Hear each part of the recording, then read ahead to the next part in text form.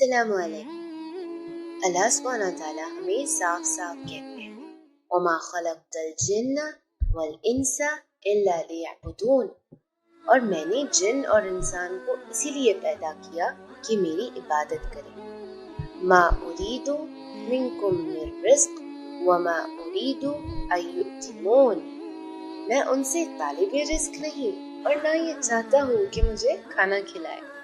अल्लाह सुब्हानहू व तआला कहते हैं कि मुझे इंसानों की जरूरत नहीं, कि मैं किसी का मोहताज नहीं। इन्नल्लाह हुवा रज़्ज़ाक़ु ज़ुल क़ुव्वतिल मतीन, खुदा ही तो रिज़्क़ देने वाला ज़ोरावर और मजबूत है। और अल्लाह सुब्हानहू व तआला ने इस जहां में जो कुछ बनाया हमारे लिए ही बनाया। हुवल्लज़ी ख़लक़ लकुम मा फ़िल अर्दि जमीआ, वही तो है जिसने सब चीजें जो जमीन में है तुम्हारे लिए पैदा।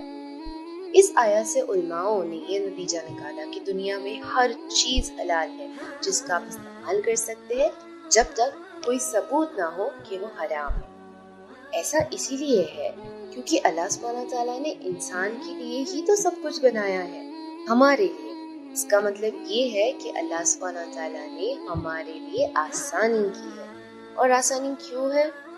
ताकि हम अल्लाह सुब्हानहू व तआला की इबादत कर पाए। वो हमारे ऐशो आराम के लिए नहीं है। ख्याल करिए कि एक मजदूर है, उसके मालिक ने उसके लिए आसानी की है, तो अब तुम हमारे लिए काम करते हो तो हम तुम्हें एक घर के साथ स्विमिंग पूल देते हैं।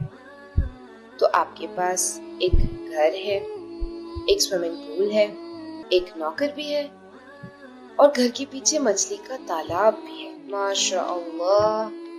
लेकिन अपना फर्ज अदा ना करते हुए वो सिर्फ मछली पकड़ता है और देता है। क्या आपको नहीं लगता कि कंपनी उसे फौरन बर्खास्त कर देगी? हमें आसानी दी ताकि आप बेहतर काम करें और आप अपने फर्ज पूरे करें कि आपको किसी चीज की परेशानी ना हो, और आप पूरा वक्त ऐशो आराम करते रहे। तैरना, मछली पकड़ना, ऐसे बहुत लोग हैं कि जो उन्हें सुकून और आसानी दी गई है वो बेहतर इबादत के लिए है।